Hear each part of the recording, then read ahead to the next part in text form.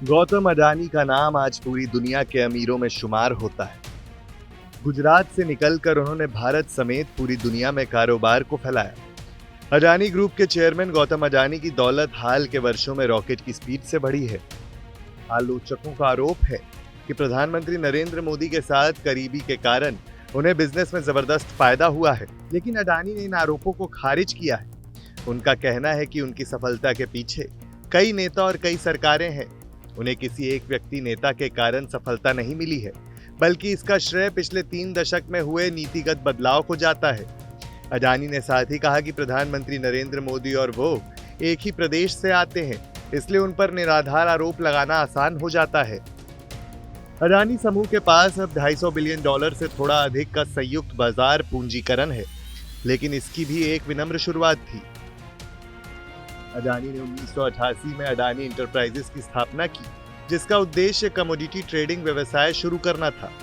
फिर उन्होंने मुद्रा बंदरगाह के साथ निर्यात आयात व्यवसाय में प्रवेश किया। तब से समूह ने ग्रीन फील्ड परियोजनाओं, अधिग्रहणों और संयुक्त उद्यमों के माध्यम से कई नए व्यवसायों में प्रवेश किया है।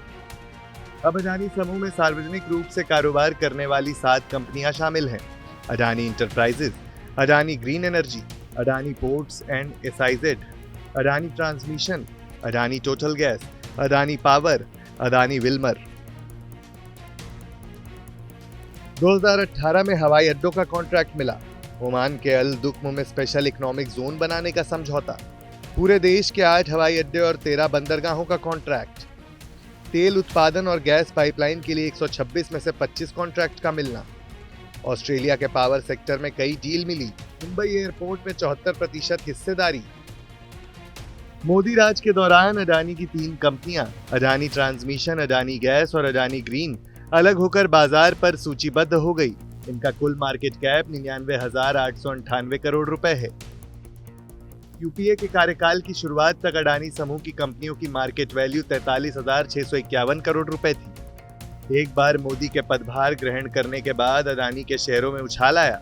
अडानी एंटरप्राइजेस अचानक 23% अधिक मूल्य का हो गया, जैसा कि निवेशकों को लगता था कि नई सरकार के साथ निकटता समय पर पुरस्कार लाएगी। भारत को ग्रीन पावर हब में बदलने का काम मोदी सरकार का लक्ष्य बन गया है। 2021 में अडानी समूह, जो कि कोयले में एक बड़ा निवेशक है, दुनिया का सबसे बड़ा हरित हाइड्रोजन परिस्थिति तंत्र बनाने के लिए $50 बिलियन के निवेश की घोषणा करने वाली फ्रांसीसी कंपनी टोटल एनर्जीज के साथ काम करेगा। फोर्ब्स की सूची के मुताबिक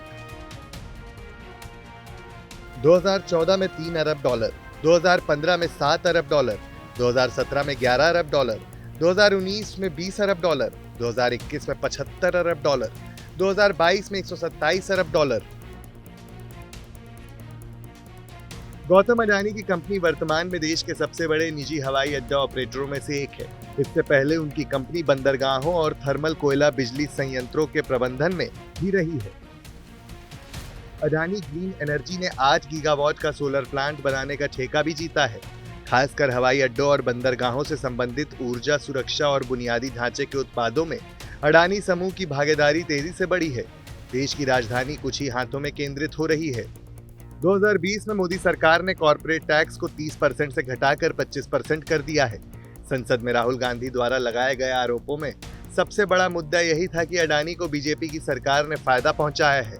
पर अडानी को 2014 के बाद से कई ऐसे राज्यों से भी कॉन्ट्रैक्ट मिला जहां बीजेपी की सरकार नहीं थी। कांग्रेस सरकार द्वारा छत्तीसगढ़ के कोयला खदान का कॉन्ट्रैक्ट, राजस्थान में कांग्रेस सरकार द्वारा जयपुर एयरपोर्ट का विकास, solar power project, cement plant का कॉन्ट्रैक्ट। 2019 में झारखंड सरकार द्वारा विशेष आर्थिक क्षेत्र का कॉन्ट्रैक्ट। पश्चिम बंगाल में ममता बनर्जी से मुलाकात के बाद 10,000 करोड़ के निवेश की घोषणा। महाराष्ट्र में एनडीए सरकार के दौरान जवाहरलाल नेहरू पोर्ट के विकास का कॉन्ट्रैक्ट। संसद में उठे बवाल और शेयर बाजार में भूचाल के बीच एक बार फिर अडानी ग्रुप के शेयरों में उछाल आया है। गौतम अडानी ने इंडिया टुडे को दिए एक इंटरव्यू में भी इस बात का खुलासा किया था कि पीएम मोदी उनके क्षेत्र से आते हैं, इसलिए ऐसे आरोप लगाना आसान हो जाता है। उन्होंने साथ ही ये भी कहा था कि उन्हें कांग्रेस और अन्य पार्टियों द्वारा शासित प्रदेशों से भी कॉन्ट्रैक्ट मिले हैं, जिनका जिक्र कोई नहीं करता।